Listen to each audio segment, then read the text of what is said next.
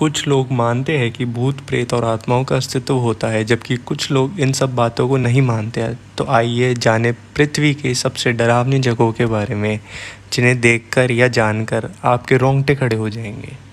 पहला, बीच वर्थ का पागलखाना, ऑस्ट्रेलिया। पृथ्वी की सबसे डरावनी जगह बीच वर्थ का पागलखाना ऑस्ट्रेलिया के विक्टोरिया नामक स्थान पर स्थित है। यह जगह 1867 से 1995 तक एक पागल व्यक्तियों का अस्पताल था।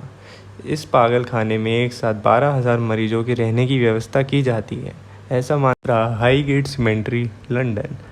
रात को लंदन का हाईगेट कब्रिस्तान एक हॉरर फिल्म की तरह दिखाई देता है। यह लंदन की सबसे डरावनी जगहों में से एक है। यह कब्रिस्तान बहुत बड़ा है। इस कब्रिस्तान में बहुत से लोगों ने वैम्पायर्स को देखने का दावा किया है। जो आखिरी नंबर पर आता है, भानगढ़ का किला। भानगढ़ का किला भारत की सबसे डरावनी जगह मानी जाती है।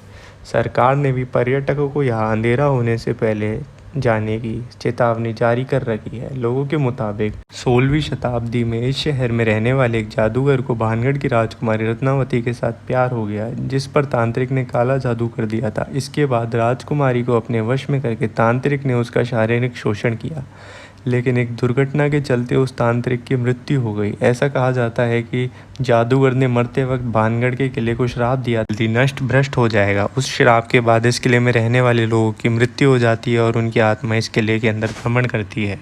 नंबर पर द प्रिंस थिएटर, ऑस्ट्रेलिया। इस थिएटर में 1888 में एक इटली गायक फ्रेडरिक बेकर की मौत हो गई थी। कहा जाता है कि तब से उनकी आती रहती है, तथा कहा जाता है कि जब कोई भी कार्य होता है तो उस दौरान फ्रेडरिक बेकर के लिए एक सीट रिजर्व रखी जाती है। ऐसा एक किस्सा भारत के पूर्व सैनिक बाबा हरभजन सिंह से जुड़ा है, जिनके लिए जब भी भारत और चाइना के बीच फ्लैग मीटिंग होती है तो वह एक कुर्सी बाबा हरभजन के नाम की रखी जाती है।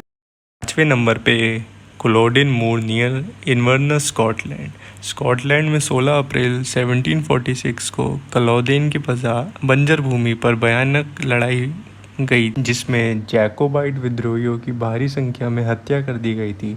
हाईलैंड सीमा शुल्क और परंपराओं का दमन करने के लिए यह हत्याएं की गई थी। माना जाता है कि इस युद्ध के सालगिरह पर मऊ के भूत जिंदा हो जाते हैं और उनके रोने चिल्लाने की आवाज़ें और हथियारों के टकराने की आवाज़ें सुनाई देती है।